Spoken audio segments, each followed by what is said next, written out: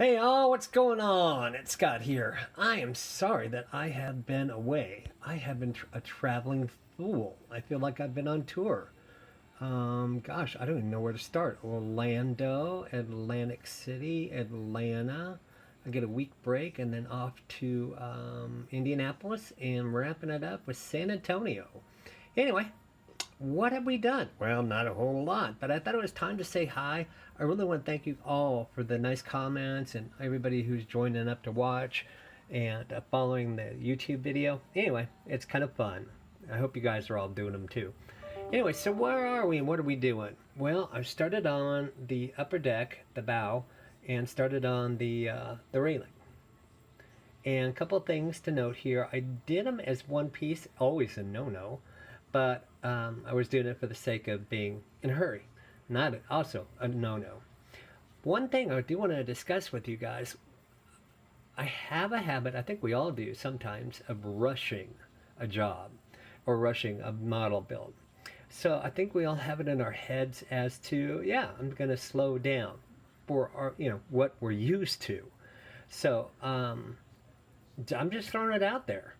On a 1 to 350 ship with wood decks and photo etch, how long does it take you? Does it take you 6 months? Does it take you a year? Does it take you a month and a half? Or somewhere in between? I'd be curious. I know some of my modeling friends, and you've seen their YouTubes, spend years on a model.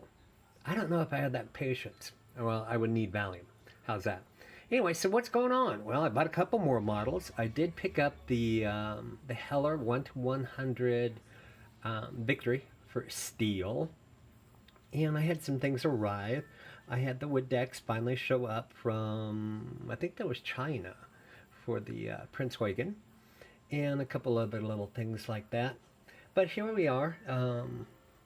So this is our 1 to 350 German Dreadnought, the Grober Kurfurst, and I'm really kind of enjoying it. Still got a thing for these. So some things to note here. Use your own imagination and use what looks good to you. I know that there are rivet counters out there and they try to do the exact period and date, where the sun was, where the moon was, and who was exactly standing where and how much was in their bladder when they're portraying a certain image or moment in time. That's great. Then there are the rivet counters who are just going to go for absolute accuracy and just kind of harangue everybody who doesn't. I used to be that way on a Titanic model. Still am, quite honestly, a little bit of a rivet counter. But I think you can also take some license. We don't know exactly when certain things were put on and certain things were pulled off, and there may have been some overlapping. What I'm grabbing at is I still have the photo etch for the torpedo nets. I kind of like them. I'm kind of kicking around the idea of doing them.